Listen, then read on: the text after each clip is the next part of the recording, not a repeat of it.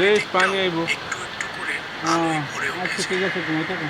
বেশ বারবার পানি আইব এদিক পানি। ওদিক তাকাতে লাগলো, হ্যাঁ, আশেপাশে বা দূরে কোথাও মিঠু আছে কিনা, গরু কি আনতাম, কিন্তু টাকা না, দিবি? তার কোনো পাত্তাই পাওয়া গেল না।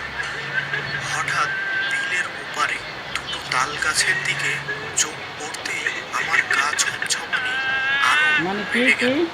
সেই সাথে বাড়ল বুকের ধড়ফড়ানিও। তাল গাছের মাথা দুটো যেন না না, একসাথে যে নুয়ে পড়েছে, কিশোর গোষ্ঠী গরু এবং আনে তার দুই তিন উপর দিন আগে, কে 4 দিন যেন আগে। সাদা ধবধবে শাড়ি পরে ওই যে বসে ওরা আছে। শনিবার ওরা শনিবার দিন তার যাইব হাটে। চেহারা দেখা যাচ্ছে না, লম্বা সাদা চুল হ্যাঁ সম্পূর্ণ মুখ ঢেকে হ্যাঁ রেখেছে। হ্যাঁ। আর ওই দিক থেকেই ভেসে আসছে সেই একটানা কান্নার আওয়াজ। আমি সেদিক থেকে কিছুতেই কত? নিজের চোখ সরাতে পারছিলাম না। ক্রমশ কান্নার আওয়াজ ক্ষীণ থেকে জোরালো হতে লাগলো। 5। মনে হচ্ছিল যেন ওই কান্না আচ্ছা আমার সোয়ানের দিকেই ব্যাপার আমি ধেয়ে তো করি আসছে।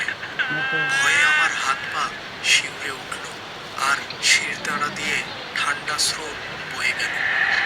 এটা অসুবিধা আমার নেই। গলা শুকিয়ে কাঠ, চিৎকার করব সে ক্ষমতাও নেই আর। আর তাছাড়া চিৎকার করলে শুনবেই বা কে? আমার বুকের ওই